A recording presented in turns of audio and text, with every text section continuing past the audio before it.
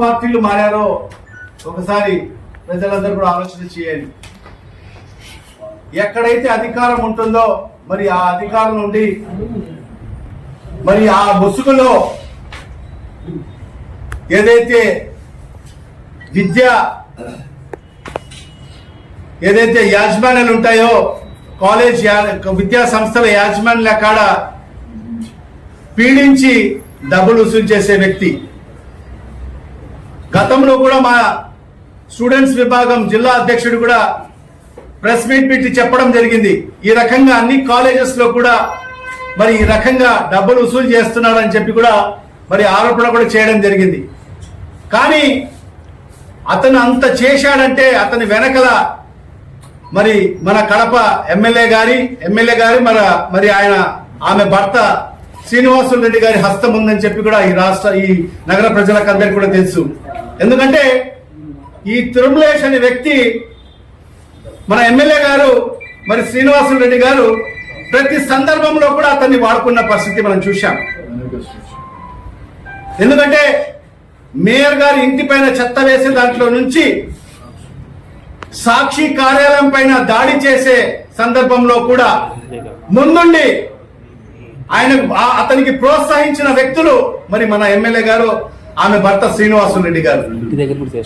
మరి వాళ్ళ ఇద్దరి అండదండలతోనే మరి ఇతను ఏదైతే విద్యా సంస్థల మీద ఏదైతే, ఎందుకంటే చూడండి ఎంత ఆప్యాయంగా కేకు తినిపిస్తున్నారో ఎమ్మెల్యే గారు. ప్రతి దాంట్లో కూడా, ఎందుకంటే ఎమ్మెల్యే గారికి తెలుగుదేశం పార్టీకి సంబంధించిన వ్యక్తులు ఎవరు లేరు. ఎవరు ఎమ్మెల్యే గారి ప్రోగ్రామ్ లో కూడా చూడండి, గతంలో నుంచి తెలుగుదేశం పార్టీ కోసం పనిచేసిన వ్యక్తులు ఎవరు రారు. కేవలం కొందరు మాత్రమే, పేటీఎం బ్యాచ్, ఇలాంటి దౌర్జన్యం చేసేవాళ్ళు, భూ కబ్జాలు చేసేవాళ్ళు, వాళ్ళు మాత్రమే మరి ఎమ్మెల్యే పోటరే ఇలాంటి వసూలు రాజాలను పెట్టుకొని మన ఎమ్మెల్యే గారు మరి పరిపాలన చేస్తున్నారు ఈ నగరంలో స్వయంగా. ఎందుకంటే ఈ పరిస్థితి కూడా ఎందుకు వచ్చిందంటే స్వయంగా నారాయణ కాలేజెస్ మీద కూడా వెళ్లి డబ్బులు వసూలు చేసే కార్యక్రమం చేశాడు ఇతను. మహానాడు కోసం, మహానాడు పేరు చెప్పుకొని ఏ విధంగా ఎమ్మెల్యే గారు మరి వాళ్ళ భర్త గారు అందరి కాడ ఏ రకంగా వసూలు చేశారో, మా నాయకురాళ్లే వసూలు చేస్తే నేనెందుకు చేయకూడదని చెప్పి, మరి నేనెందుకు తక్కువ కావాలని చెప్పి ఇతను ఏం చేశాడంటే అన్ని విద్యా సంస్థల కాడికి వెళ్లి డబ్బులు వసూలు చేశాడు మహానాడు పేరు చెప్పుకొని.